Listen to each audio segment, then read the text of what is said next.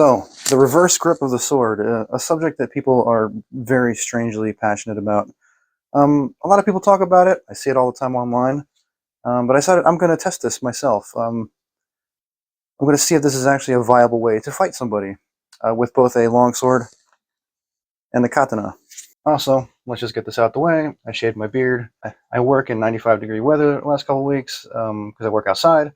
I need to feel the wind on my freaking neck. So, sorry guys. If you love it, if you hate it, let me know in the comment section below. We'll see if I grow it back. You can go on the internet and you can see endless amounts of memes and videos just dunking on this way to hold a sword. I don't know where it stems from. It's not something, as far as the longsword goes, that I see very much in media. That seems to be more of a thing with the katana, honestly. But since this is a historical way to hold this sword, and we don't get very much context for the images that we have remaining, instead of just talking a bunch of crap about how I think it would work, I figured let's actually just test this out and fight people with this, because that's what I like to do. Alright, so first off, what is reverse grip? So normally when you hold the sword, you hold it thumbs up, both hands. Whether using one hand or two, typically thumbs up. Reverse grip is essentially thumbs down. What I'm going to be doing is holding the sword with both thumbs facing each other, or leaving the pommel hand a little loose. Now, using a two-handed sword in one hand might seem kind of strange. It's not made for that. It doesn't lock into your hand like a proper one-handed sword does, so it doesn't necessarily stop when you want it to. But there are plenty of attacks in both Eastern and Western sword fighting disciplines where launching the sword with just one of your hands is a viable way to get a quick sneak attack, and in HEMA, these are very successful moves if they're used skillfully. Now, using a two-handed sword with one hand should be used exactly the same way, but it's actually a little more necessary if you choose to fight like this to learn how to use it one-handed because of the limitations of using reverse grip with two hands. But we'll get into that. One of the advantages that reverse grip has is that you can actually stab from multiple different angles that you can't stab with holding the sword upright. Also, when you stab downwards, you're in a position to travel back up that path with a cut. If you have your opponent's weapon bound with your left hand, and all you have is your sword, this is actually a bit more accurate and powerful to use than this. You have more control with your stabs, and you can attack from multiple different angles. Also, since you have more control, you can recover the weapon quicker and it's not so risky. When holding the sword like this, you pretty much only have this one lane to travel down. Now, throwing cuts is interesting. On your right side, you have some pretty strong cuts, assuming that you're using the weapon in your right hand. There's a cut that was used in Austro-Hungarian military practice in the 19th century.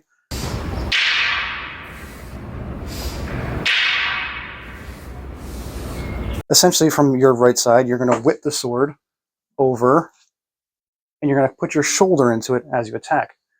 Now, it's very important to get the distance and timing of this down because you are kind of leading with your hand out. It's not so much like throwing a cut from a normal position where my sword kind of covers me as I attack if I position myself correctly. With reverse grip, you have to lead well ahead of time, and some footwork probably wouldn't hurt.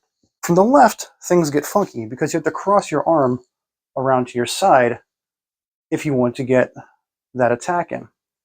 Now, this might seem extremely stupid and it isn't extremely smart, but these moves complement each other if you follow that figure-8 track.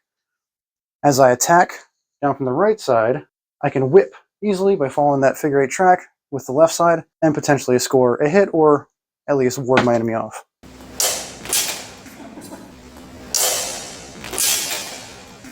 And if I decide to throw an attack from below and that misses, I can just wind back down into that figure-8. I found from these low positions, you can easily throw horizontal attacks that can also wind into each other following a figure-8. And I found it was very easy to hit my opponents in their hands or threaten their legs.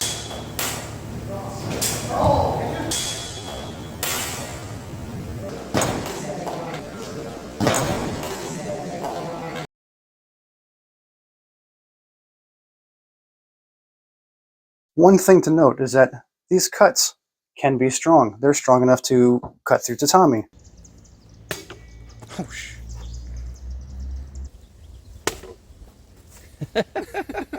Interesting. But fact of the matter is, you're not going to break through an opponent's weapon or parry them aside if your opponent is using a weapon with two hands. It's just not strong enough.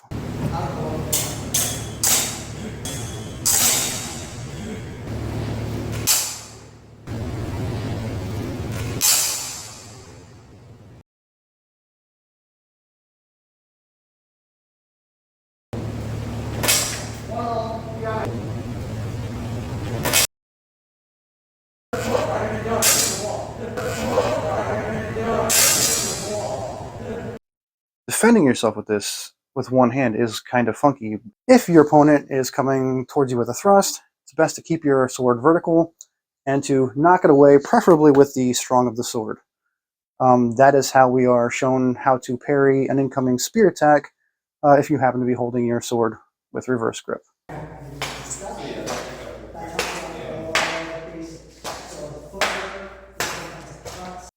But when we put two hands on the weapon, the dynamics change pretty drastically. There's suddenly different options that are now available to us. First of all, when we throw a cut, now we can actually stop it because we can use our bottom hand to control the weapon a little easier. And that makes a big difference in how we fight. With one hand, because of the size of the handle, we can't stop it that easily, and we have to keep it moving in order to do follow-up attacks. It's not very easy to just stop it mid-blow. So now we can stop into guards or positions of strength that we can launch another assault in, other than having to keep our sword in motion in order to keep fencing effectively. So, if I want to throw a Fendente or a Zornhau from my right shoulder, I am going to use this stance right here, which I took inspiration from after seeing a statue of Kojiro Sasuke in Japan. This isn't nearly as awkward as it looks, and it's got some interesting dynamics to it. When I throw a cut, now I'm actually using my shoulder, which is different than throwing the cut normally. And it actually functions not too differently. I'm able to launch the sword out without having to necessarily expose my hands too much. And if I use some footwork, I can actually still cover myself pretty well. With this grip, I found it a little difficult to keep my edge aligned. Nice.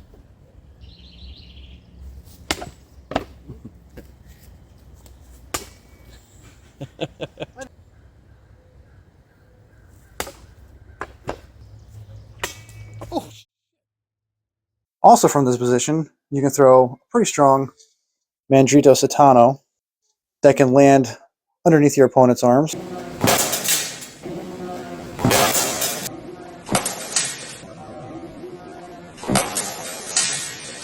And after ending in that position, you can go for a very strong thrust.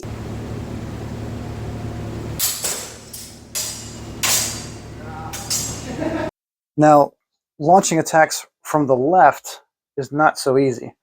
As you can see, my elbow has to stick out very far in order for me to go for an attack from this side. So if I want to do the follow-up with the reverse edge, I have to release my hand. But from this position, you can go for a Crump House style technique and follow up.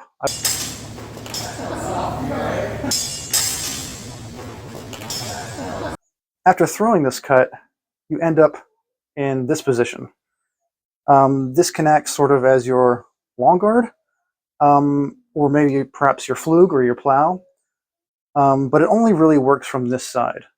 If for whatever reason you have to change positions and defend on the other side, you have to completely cross your arms and do this big motion in order to get in that position, and this is not very comfortable, and there's not very many attacks you can launch from this position, as opposed to holding the sword normally. If I have to change my position, I can literally just adjust that easily. With reverse grip, not so easy.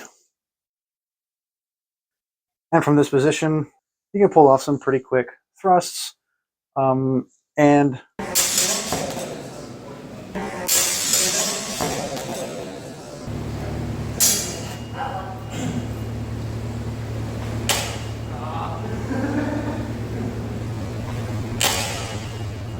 a substitute for long guard, other than using it like this, would actually be to curl the sword in a position that is much like bicorno or the winding. It's not very much different at all, actually. I actually find it to be pretty strong. The thrust from this position is very stable and very strong. I actually think it might be better than holding the sword like this, which is the normal way of using the bicorno or the winding. We actually do see this guard in artwork that's in a fencing manual, although we don't get any context for how it's used. I can imagine that they came to the same conclusion that I'm coming to. This is quite strong.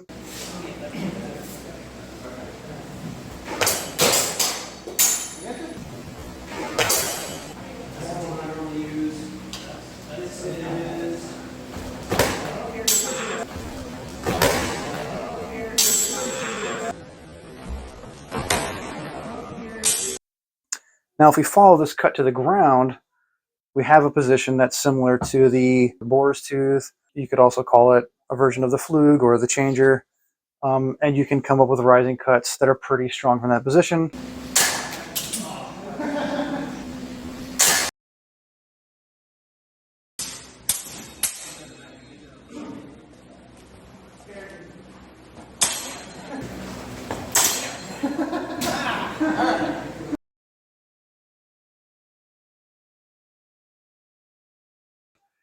I actually found that it was very useful when being in a low position to turn my sword underneath my arm like this. This turned out to be a very strong position.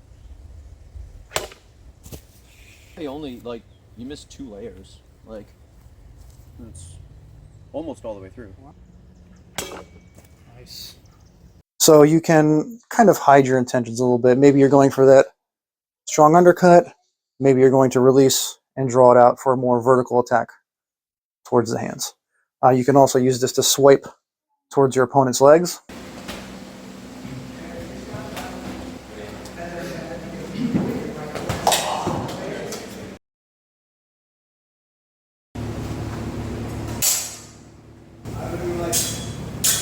On the opposite side, we have a grip that's somewhat similar.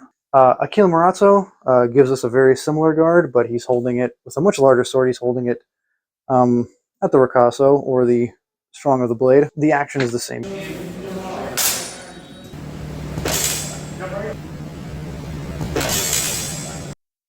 After throwing these cuts from low, you can easily transition into this guard instead of holding it to the side.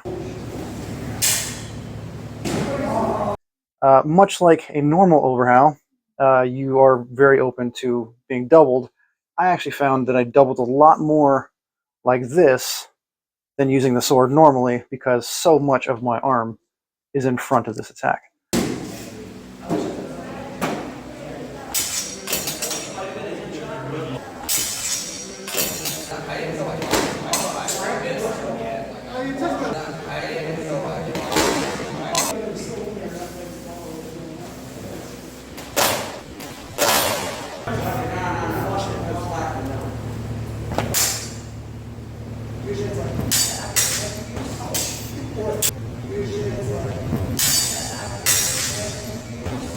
But it's a nice flow into that attack to threaten your opponent if they get a little too squirrely with you. Defense was a little funky. I found that defending my right side, I could use something like a hanging parry. This was sort of complemented by the cross guard resting against my wrist.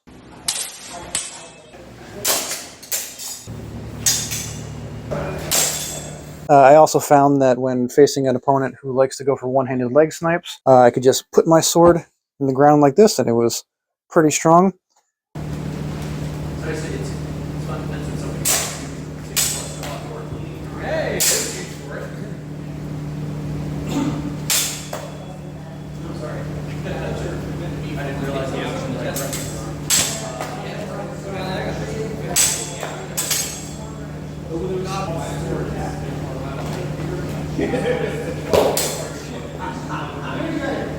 Now, I did also do some sparring with a katana so that I can see the difference proper between the two weapons. And there are some really interesting differences. First of all, as you can see, I don't have that cross guard. I'm getting in the way, so it was much more agile. I was able to pull off attacks a lot easier. One of the bigger differences was when defending myself with that hanging parry. The sword didn't necessarily lock into my wrist, and I wasn't able to. You can't actually hold it as close to your arm as you could with a longsword because the roundness of the tsuba is, no matter what, always pressing against your wrist and taking the sword away from your arm. So it doesn't actually rest against your arm that easily. And I kept on finding that while defending myself like this, I was getting tagged in my elbow.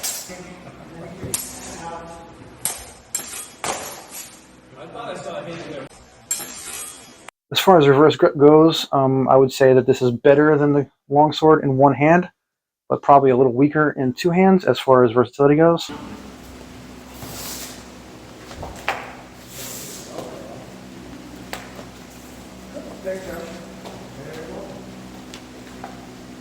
So does reverse grip suck? I don't know. I would say it's very viable, not necessarily ideal. It has some very strong qualities. It also has some very big weaknesses. You might find it useful as a way to trick your opponent. The people that I faced all pretty much unanimously said that it kind of threw them off guard. They didn't know what I was up to. The attacks didn't come from angles that they were expecting. So you can possibly use this as a way to mix your opponents up, using it sparingly, surprising them. There's a lot of moves in HEMA that are used like that to great success. And for me, it was definitely worth investigating because there is some history to it that we don't get much context on. If you're out there in YouTube land and you happen to experiment with this fighting style, maybe if you test out any of the guards or attacks that I used, tag me in your content and let me know what you think of it if you think there's any viability to it. So in short, I don't think it sucks. Maybe you suck.